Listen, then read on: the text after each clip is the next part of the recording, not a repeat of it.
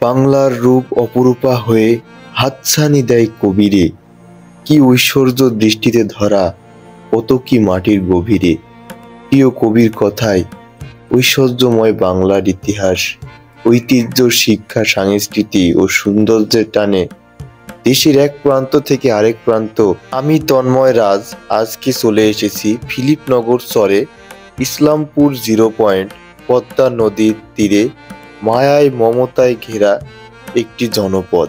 প্রিয় দর্শক, চলে আসলাম আজকে মায়ায় মমতায় ঘেরা এই চরে মানুষের জীবনযাপন সম্পর্কে আমরা আজকে জানতে, তাদের দুঃখ কষ্ট বেদনায় ভরা এই বালুচর এলাকায় তাদের জীবনযাপন সম্পর্কে আজকে আমরা জানতে চলে আসলাম এখানে।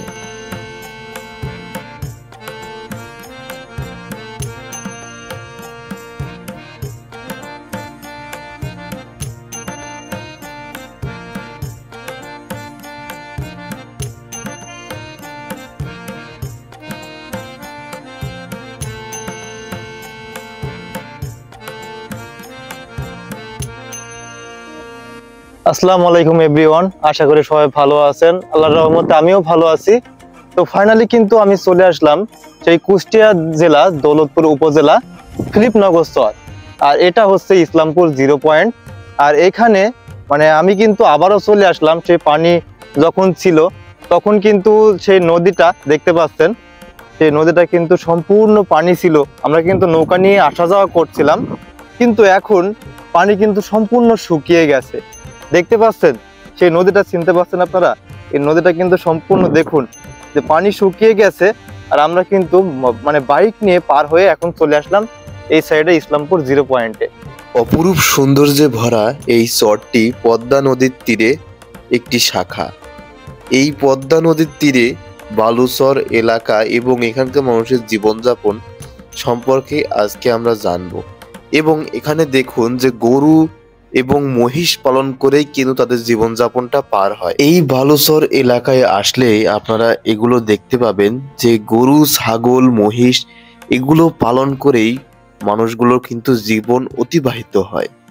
এর আগের ভিডিওতে আমি দেখিয়েছি ফিলিপনগর চরবাসীর জীবনযাপন সম্পর্কে যে ভিডিওটা, সেটা আমার চ্যানেলে যে অবশ্যই সবাই দেখে আসবেন। এবং আজকে যে ভিডিওটা আমি দেখাচ্ছি এটা হচ্ছে ফিলিপনগর চরবাসী বালুচর এলাকায় তাদের জীবনযাপন কেমন এবং কিভাবে তারা জীবনযাপন করে এটা সম্পর্কে আজকে আমি ভিডিওটা করব। দেখুন যে তারা কিন্তু এই যে গরু ছাগল এগুলো কিন্তু দেখুন কি সুন্দর একটা পরিবেশে এই যে গরুগুলো চলে যাচ্ছে, তারা কিন্তু বাড়ি নিয়ে চলে যাচ্ছে সেই গরুগুলো। এই যে দেখুন পুরো এখানে কিন্তু পুরো মাঠটা কিন্তু ধুধু চর, একেবারে বালুচর। যখন নদীর পানি শুকিয়ে যায় তখন কিন্তু সম্পূর্ণ এগুলো চর হয়ে যায়, বালুচর হয়ে যায়। এই বালুচর এলাকায় প্রধানত মানুষের কাজই হচ্ছে কৃষিকাজ। এরা সব সময় কৃষি কাজের উপর নির্ভরশীল থাকে এবং এই বালুচরে যাতায়াত করার জন্য ঘোড়ার ব্যবস্থা করা আছে। ঘোড়া এবং মহিষ এগুলো দিয়ে মানুষ যাতায়াত করে এবং এখানকার মানুষ জীবন অতিবাহিত করে তাদের কৃষিকাজের মাধ্যমেই।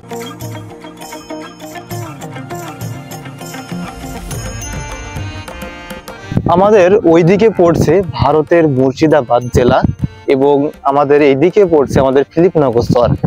আর আমরা এখন চলে যাব সেই আরেকটা চরে, সেই চরটাও আপনাদের সম্পূর্ণ ঘুরিয়ে দেখাবো। এবং এই জায়গায় দেখুন যে মানুষের জীবনযাপন কিন্তু আসলে অনেক কষ্টের। এরা যদি কখনো কিছু হয় চিকিৎসার অভাবেই তারা কিন্তু মারা যায়, এমন একটা অবস্থা। দেখুন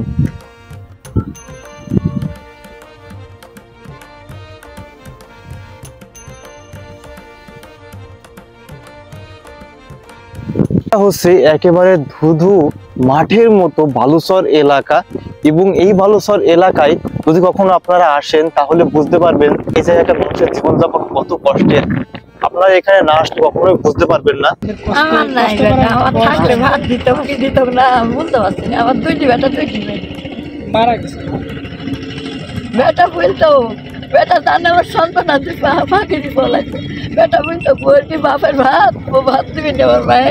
আমার মা কষ্ট করে মানুষ করেছে।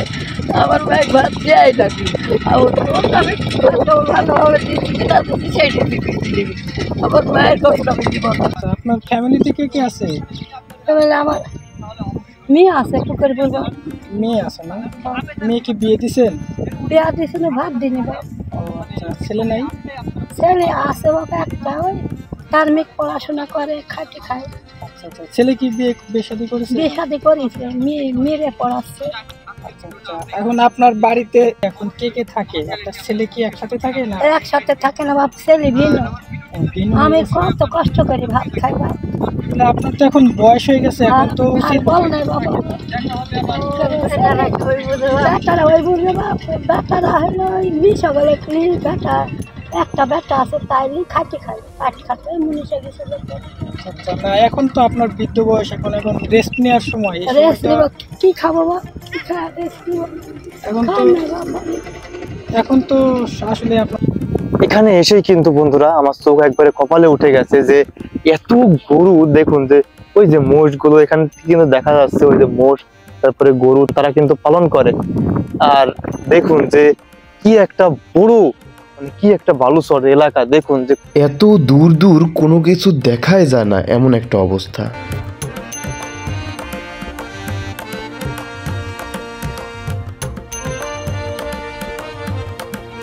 আমাদের উদ্দেশ্যটা কিন্তু আজকে বেড়াতে আসা না, আমাদের উদ্দেশ্য হচ্ছে এখানে এই ফিলিপনগর চরবাসীর এবং ফিলিপনগর যেই 0 পয়েন্ট, ইসলামের 0 পয়েন্ট, এগুলো সম্পূর্ণ এদিকের মানুষের জীবনযাপনটা দেখতে। যে নদীর পানি শুকিয়ে গেলেও তারা কিন্তু বালুচর এলাকায় কত কষ্টে জীবনযাপন করে সেটাই কিন্তু আজকে আমি দেখতে এসেছি। এবং দেখুন যে আমার সামনে আপনারা দেখে থাকবেন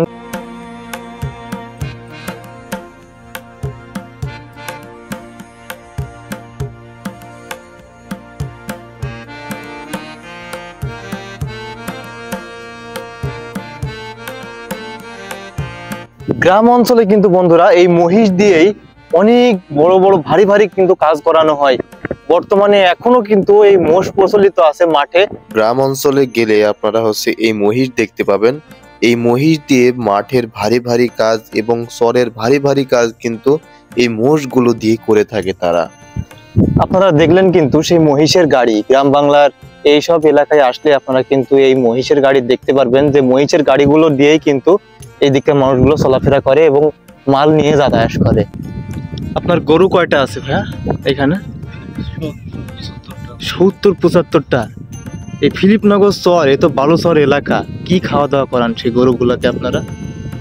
এখন খাওয়া দাওয়া কষ্টের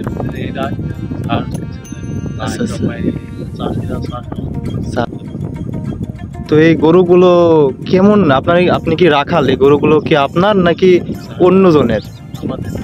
আপনাদেরই। মানে গরুগুলো কোথায় বিক্রি করেন আপনারা এই ফিলিপনগর চর থেকে? ব্যাপারী আসে। এই গরুগুলো ঢাকায় চলে যায় বা অন্যান্য জায়গায় চলে যেতে।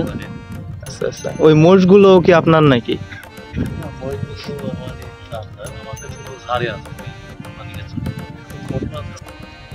শহরের জীবনযাপন তো একটু কষ্টেরই হয়। কষ্টের।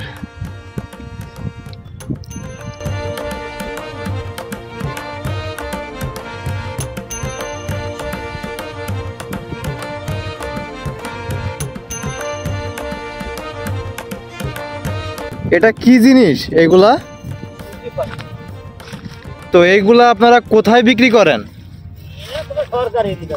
সরকারি এগুলা?